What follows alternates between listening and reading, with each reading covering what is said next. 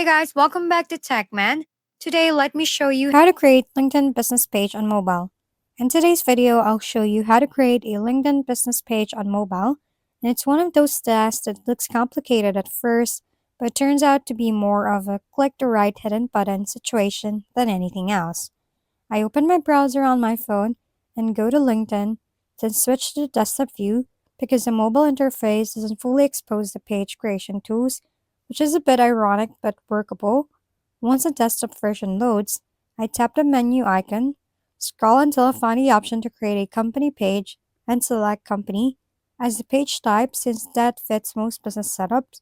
From there, I start filling in the basics like company name, website, industry, and size, and it feels a bit like filling out a job application for your own idea, which is oddly motivating.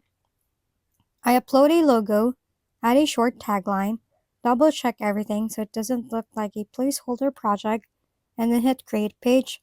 Within moments, the business page is live and ready, basically turning your phone into a mini branding studio without needing any fancy tools. If we've been helpful, kindly give us a thumbs up and don't forget to hit the subscribe and bell button for more contents. For any questions and suggestions, comment down below.